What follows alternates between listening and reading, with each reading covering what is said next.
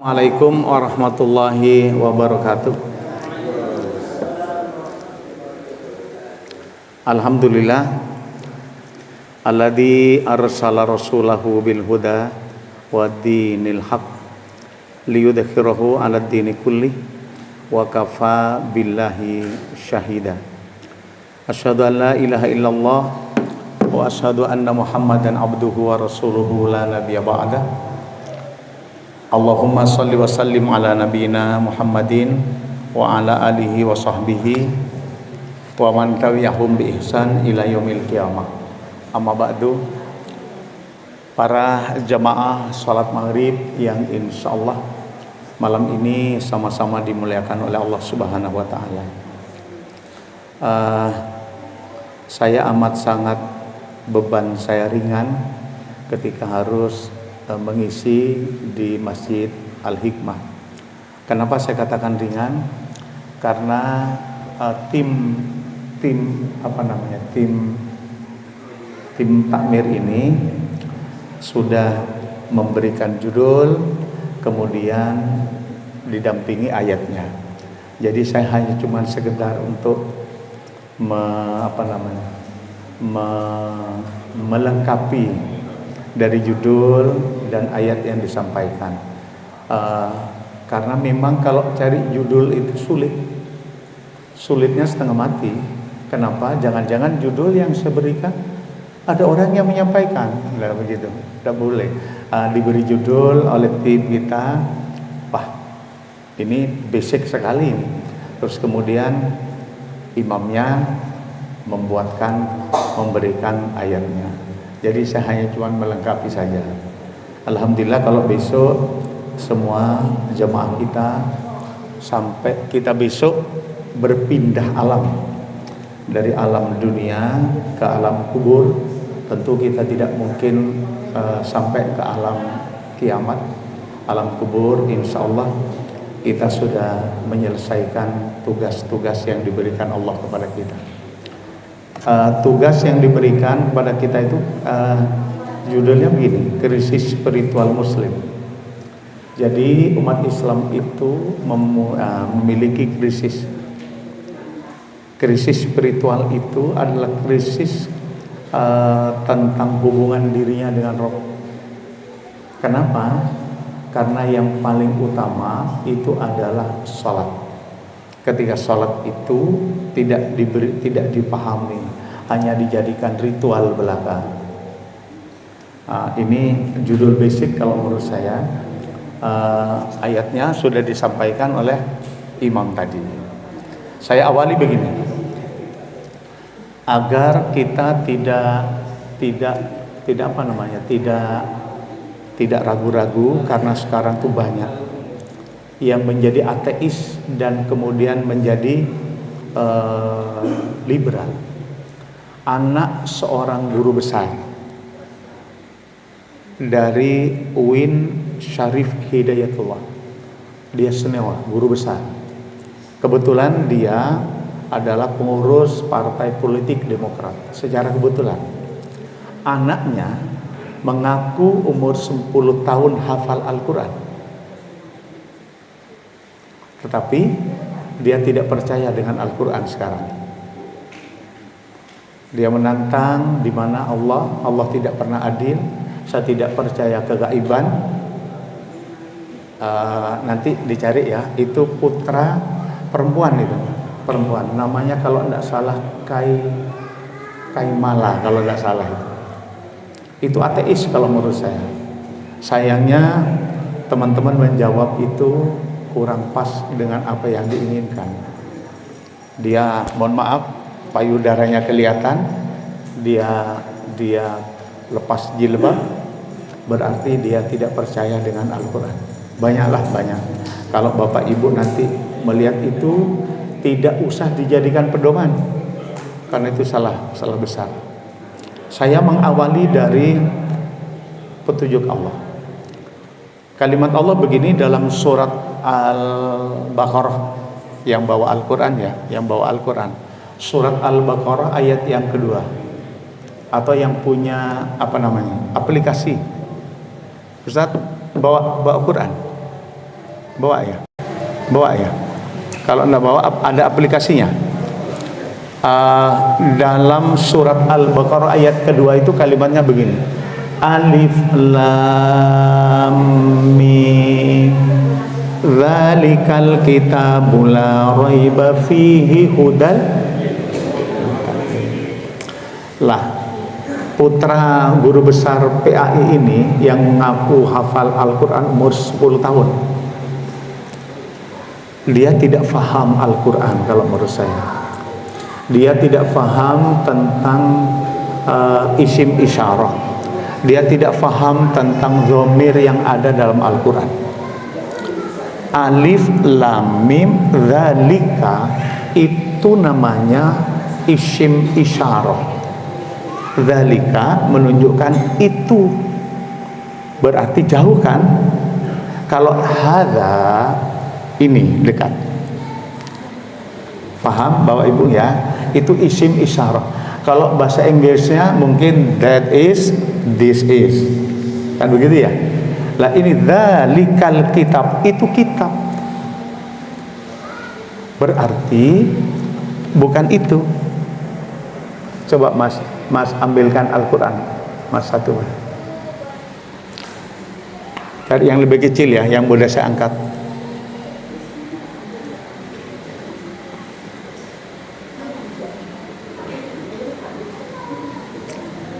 Itu yang kecil itu mungkin, yang coklat itu.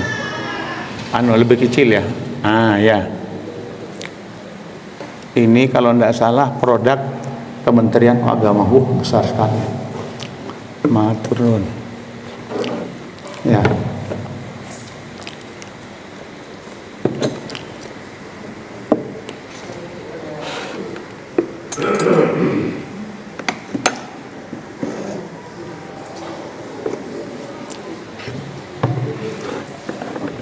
Ini namanya Al-Quran.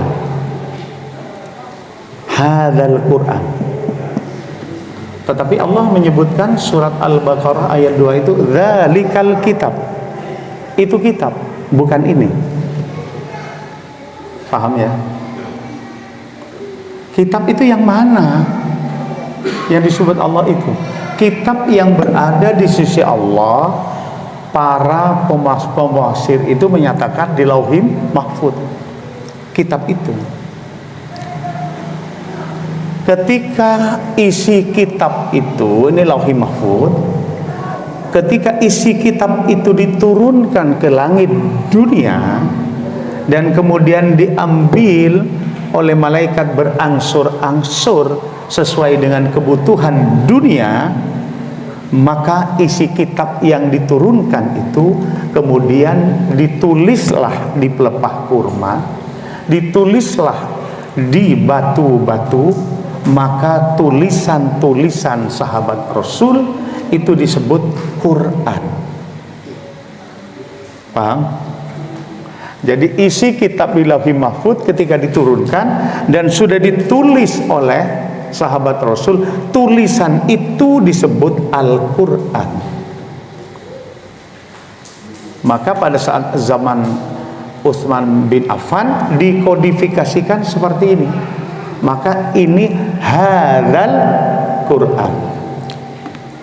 Itu Allah sebutkan pada surat Al-Isra ayat 9. Jadi jangan sampai orang Kaimana itu menyebut yang tidak-tidak tentang Quran itu dongeng, kisah Nabi itu kisah palsu, karena beliau nggak paham isi Al-Quran. Lah, ketika Allah menyebutkan inna hadzal Quran lillati hiya aqwa, ini Quran katanya Allah. Yang nyebut Quran itu Allah, bacaan yang sudah ditulis dan diturunkan dari Lauhul Mahfuz itu, yakni isi Alkitab itu. Inna hadzal Qur'an lillati hiya aqwam wa yubasyirul mu'minin, dan berita gembira kepada orang-orang mukmin. Orang mukmin yang mana? Yang mengerjakan amal soleh. Lah, di mana Al-Quran yang disebutnya hadzal Quran itu, Allah kan nyebutkan dalam surat Al-Isra tadi itu, ayat 9 itu adalah hadzal Quran lillati hiya aqwam. Quran yang mana sih yang ditulis-tulis itu, kan begitu harusnya bertanya kita. Maka Allah berkata lagi, innahu laqur'anun karim.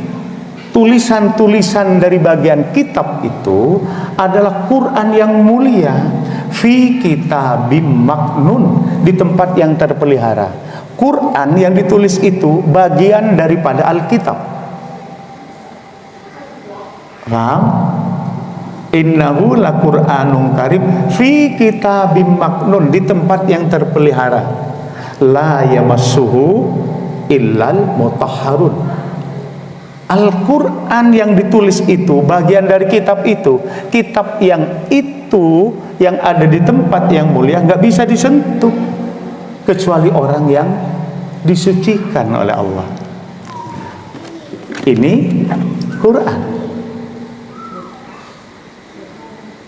Quran ini bagian daripada kitab yang disebutkan dzalikal kitab itu. Maka Al-Quran ini bagian dari kitab yang mulia itu, di tempat yang kokoh itu nggak bisa disentuh kecuali orang yang disucikan. Bukan ini. Paham? Sehingga orang pegang Al-Quran harus punya wudu. Ada nggak ayatnya? Lah, inilah tentang Quran yang dipermasalahkan anak profesor itu. Ini bukan ilmu pengetahuan, tetapi ini petunjuk kepada manusia, kepada orang bertakwa. Ini basic Pak ya. Jangan sampai ada orang yang begini ya toh, habis ngaji, mau ngaji pakai wudu, habis selesai sholat dicium. Enggak apa-apa, dicium enggak apa-apa asal Qur'annya harum. Mun Qur'an apa cek siem Pak anu wahing terus gitu. Nah, yang dimaksud oleh Allah dalam hal ini loh bagian dari firman saya begitu loh. Namanya kalau sudah sampai ke kamu, karena itu sudah menjadi tulisan hadzal Quran. Ini bacaan. Quran itu qiraah, ini bacaan. Maka harus dibaca dan difahami dan diamalkan. Kemudian anak profesor itu bilang, untuk apa hafal Al-Quran? Kalau hafal Al-Quran itu nggak ada apa-apanya itu, nggak ada gunanya. Anaknya cantik Pak secara fisik. Cobalah untuk bapak-bapak nanti buahnya itu YouTube-nya itu. Lah, kemudian dia tidak faham kepada dhamir dalam Al-Quran. Allah nyebutkan begini, Al-Quran ini yang nurunkan siapa? Inna nahnu, sesungguhnya kami, kata Allah, inna nahnu nazzalnal Quran, sesungguhnya kami menurunkan Al-Quran. Wa inna lahafidun, dan kami yang memeliharanya. Nahnu itu Pak, dhomirnya dhomir kami namanya kalau bahasa Indonesia. Kalau ana itu saya, huwa dia laki-laki, hiya dia perempuan, dzalika itu mudzakkar, tilka itu muannas, itu dhomir namanya. Allah sebut inna nahnu, sesungguhnya kami. Allah melibatkan yang lain, tidak hanya Allah sendiri ketika menurunkan Al-Quran ini. Menurunkan bagian firman dalam Alkitab itu tidak Allah sendiri. Nahnu, kami, kata Allah. Melibatkan siapa? Melibatkan malaikat yang mengambil dari Lauhul Mahfuz, itu adalah malaikat Jibril. Maka nahnu. Kemudian yang memelihara siapa? Allah, malaikat, dan penghafal Quran. Jadi Pak, kalau malaikat ikut memelihara, kita kan tidak pernah tanya kepada malaikat, Bril, ini benar nggak bacaan ini? Kan tidak begitu kan? Tetapi anak-anak orang dewasa yang hafal, ketika bacaan itu salah, seperti Ummi kemarin membaca salah, diprotes Pak. Karena ada hafal Al-Quran. Udhu itu, fagasilu itu sampai sini, bukan kanan kiri, bukan begitu. Kanan 3 kali, kiri 3 kali. Itu karena hafal Al-Quran. Lah sayangnya Ustadz Adi Hidayat tidak memberikan aturan basic. Dia serang dengan kalimat itu. Ya menter Pak, orang ateis kok. Sudah tidak percaya. Dia tidak percaya dengan surat Al-Ahzab, tidak percaya surat An-Nur tentang busana muslimah. Kalau dia percaya, payudaranya nggak diperlihatkan loh. Di An-Nur 31 itu harus tutup dadanya. Jalabihin itu kan baju. Rasul berkata ini dan ini yang harus dilihat perempuan itu, kan begitu ya? Lah. Ini basic Pak, basic sekali itu menurut saya, dan harus kita fahami. Jangan kemudian diserang, mana tidak ada Al-Quran itu melebihi Alkitab. Yang dimaksud Alkitab oleh mereka itu Injil sama Taurat itu kan nemen itu namanya ya. Lah kenapa kemudian Allah menjadikan firman-Nya yang ada di Lauhul Mahfuz itu diturunkan menjadi bacaan? Karena menjadi petunjuk bagi kita, lillati hiya aqwam. Wa basyiril mu'minin, berita gembira bagi orang yang mukmin. Di mana letak untuk konektivitas kita dengan Allah? Saya sering mengatakan begini Pak, ini HP saya ini kalau saya pencet begini, keluar apanya Pak? Sinar, cahaya kan? Berarti karena ada power. Kalau powernya rusak, ada cahaya enggak?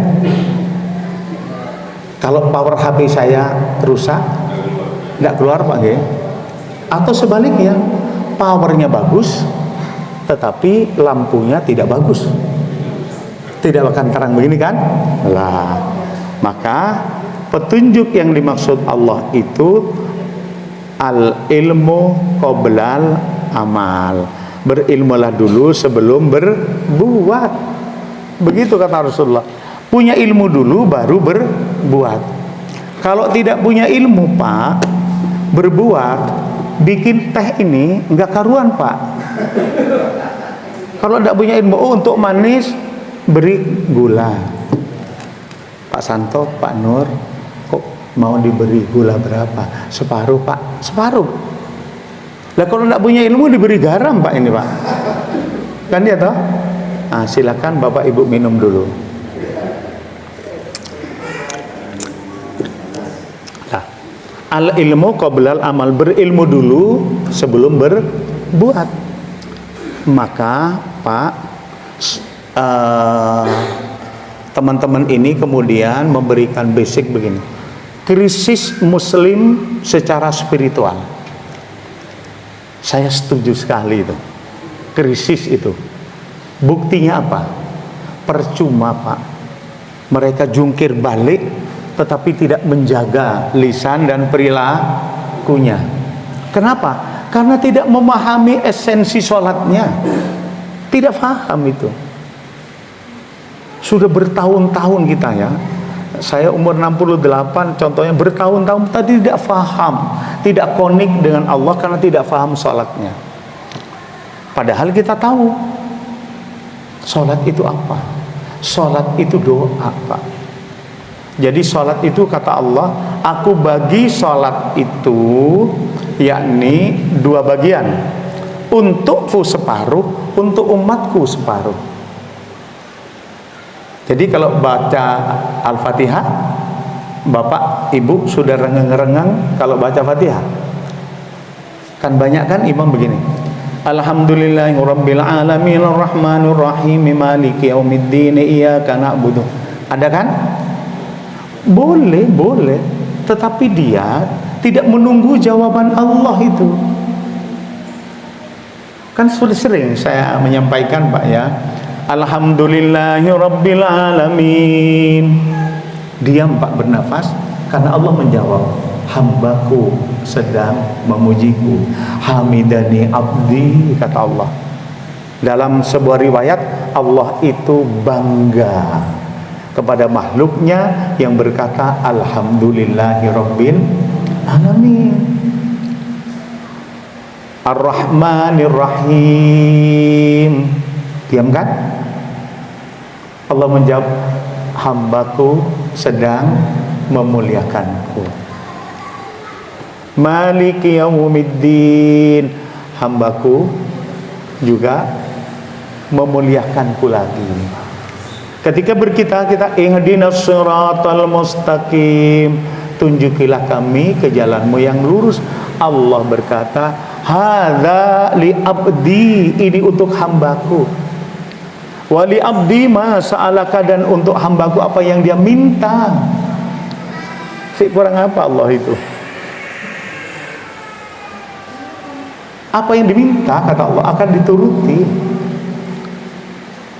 Maka ketika kita berkata iyyaka na'budu wa iyyaka nasta'in, Allah menjawab begini, hadza baini wa hadza abdi wa abdi ma sa'alaka. Ini untukku dan ini untuk hambaku, dan untuk hambaku apa yang diminta.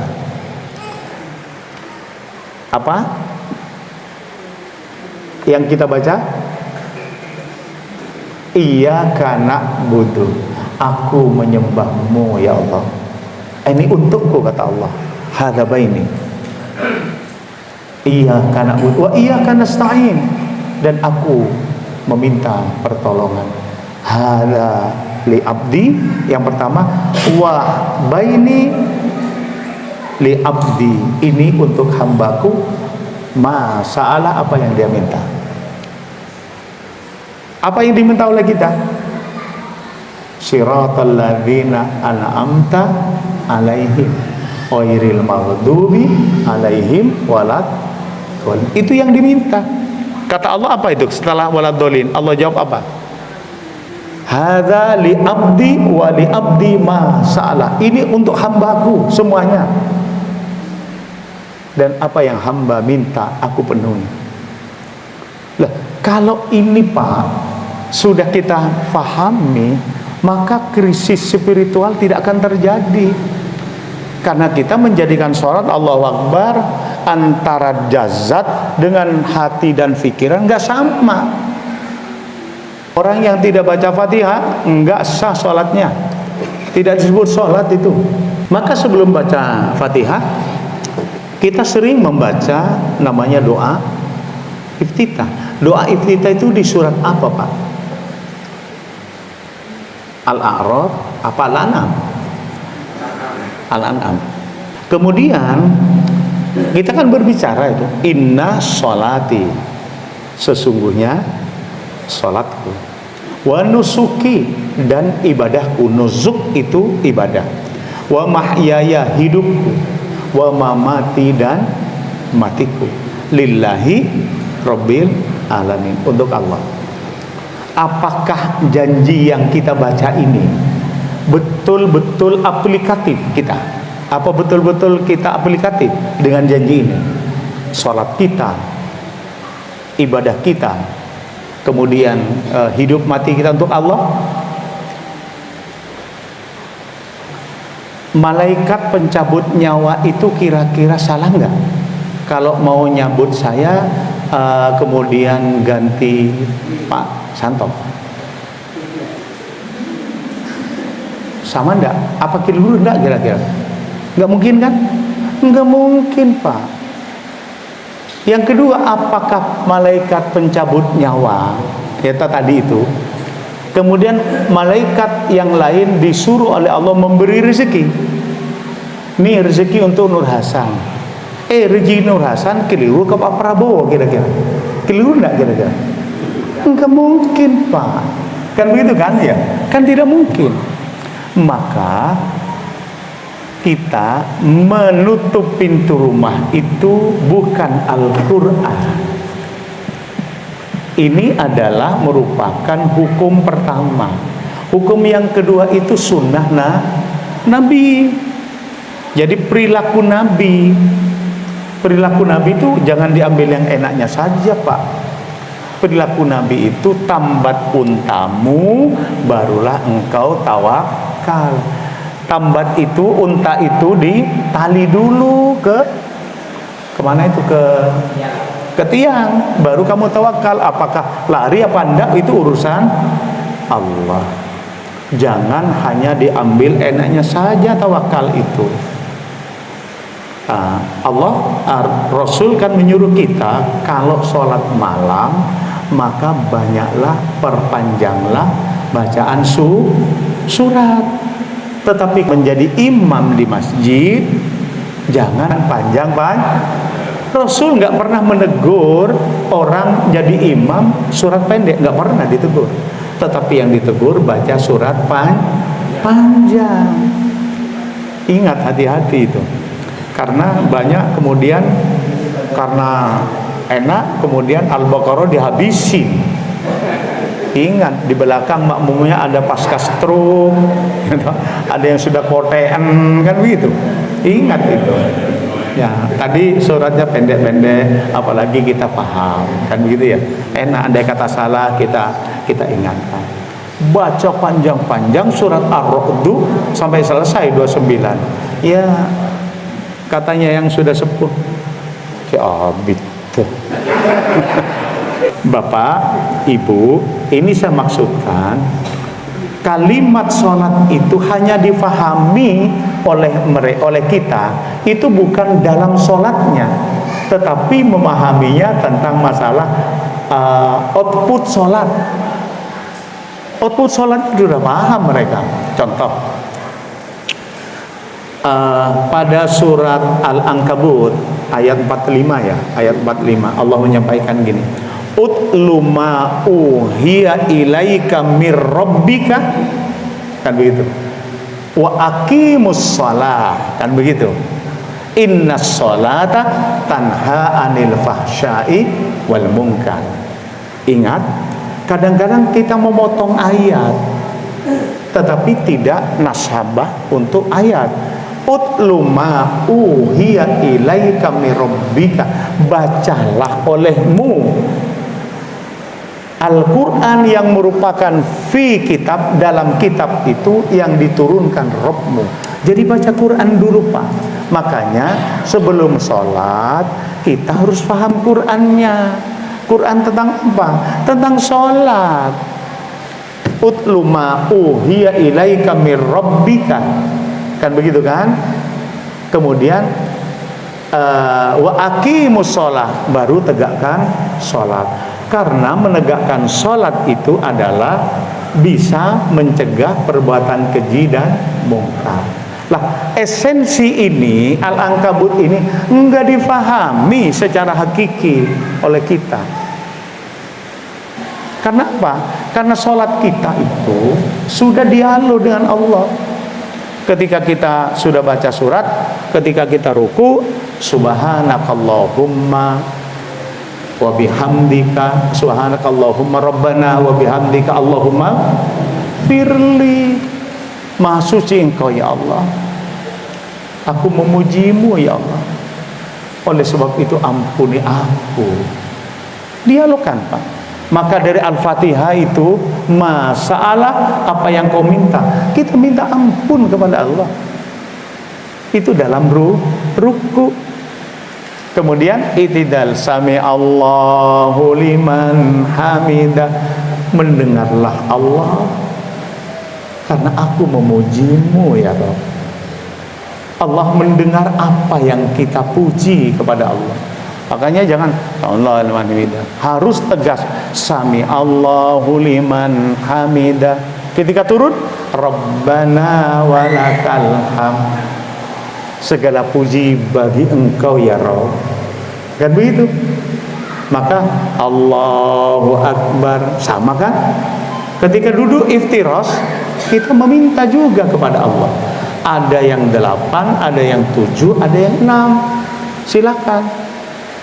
Rabbighfirli warhamni wajburni warfa'ni warzuqni wahdini wa'afini wa'afani. Ada yang 8, ada yang 7, ada yang 6, ada yang 5, macam-macam. Silakan, itu kan minta kepada Allah. Baru setelah itu pada rakaat kedua kita tasyahhud. Asyhadu alla ilaha illallah.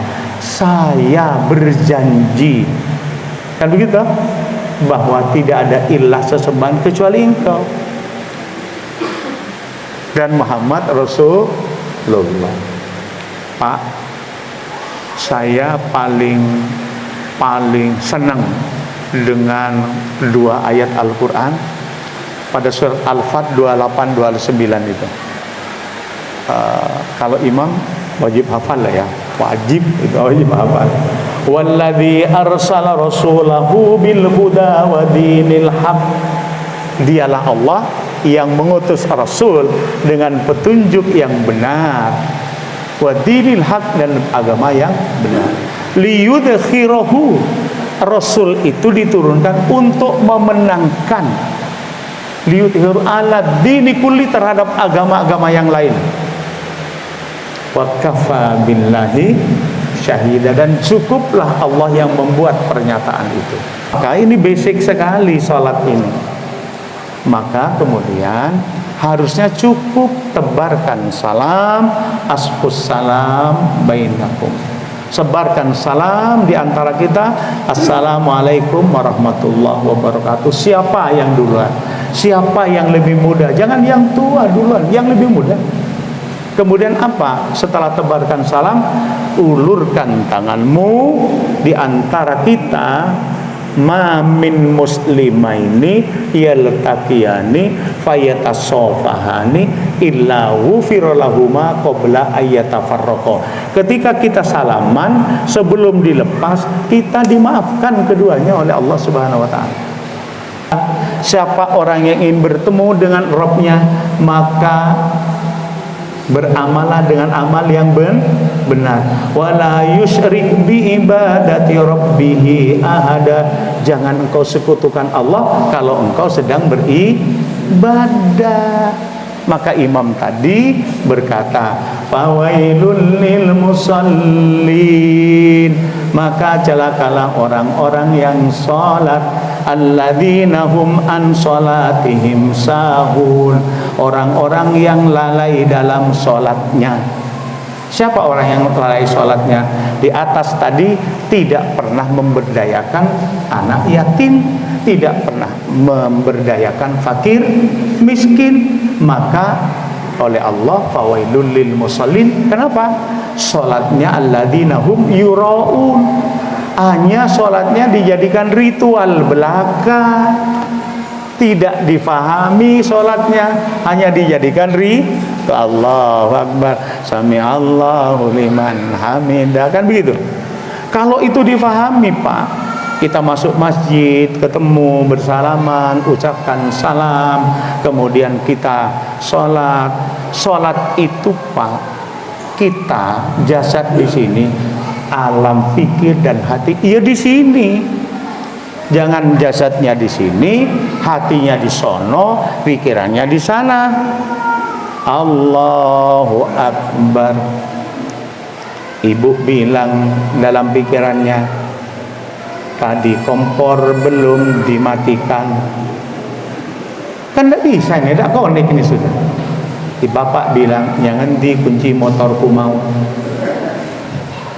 Saya, Pak, kemarin pada waktu di Python, saya sholat, tapi untungnya itu sholat sunnah. Tadi kunci kontak saya pegang, dia ada pegang. Di mana kunci kontak? Nggak taunya mobil saya itu tidak di tempat, Pak, dipakai Kemal, keluar masuk jurang. Ini yang tahu. Lah itu sudah nggak konek. Apakah sholat sunnah saya diulang? Enggak usah. tetapi istighfarlah, meminta ampun karena saya tidak konik ketika sholat. Apa yang dibaca? Saya dianggap fawailun lil musallin. Mari apa yang diminta oleh takmir, saya hanya untuk membungkus. Yuk mari kita fahami satu persatu sholat kita, kemudian kita meminta kepada Allah sesuai dengan apa yang kita minta, maka perbanyaklah kemudian dengan istighfar dan bersolawat. Oh Pak, kok sulit? Iya, bagi yang sudah sepuh seperti saya pun, apa yang saya ceramahkan ini besok lusa lupa sudah Pak, sudah lupa itu. Maka saya tulis agar tidak lupa. Nah, kalau masih muda dulu ceramah sekarang, 1 tahun yang lalu yang akan datang masih ingat. Sekarang yang 1 tahun, 1 minggu sudah hilang Pak, sudah hilang. Terus saya mesti tanya, Pak, saya kemarin ceramah apa ya?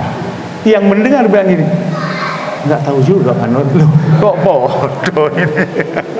Maka saya sekarang tulis untuk apa? Agar tidak terulang. Semoga di Masjid Al-Himah ini para penuntut ilmunya, apa yang dijanjikan Rasul itu terlaksana betul, adalah man salaka thoriqan yaltamisu fihi ilman. Barang siapa orang yang memang ingin menuntut ilmu, Bapak Ibu datang ke tempat ini, syahhalallahu thoriqan ilal jannah. Allah mudahkan jalan kita untuk menuju surga. Yuk kita pahami ayat tadi satu persatu, mulai Al-Baqarah ayat 2, kemudian Al-Isra ayat 9, kemudian Al-Ankabut, Al-An'am, itu kita pahami pelan-pelan, karena sholat itu ibadah yang paling handal, dan kalau itu ibadahnya sholat dengan baik, insya Allah apa yang kita perbuat akan menjadi baik. Subhanakallahumma wa bihamdika asyhadu an la ilaha illa anta astaghfiruka wa atubu ilaik. Assalamualaikum warahmatullahi wabarakatuh.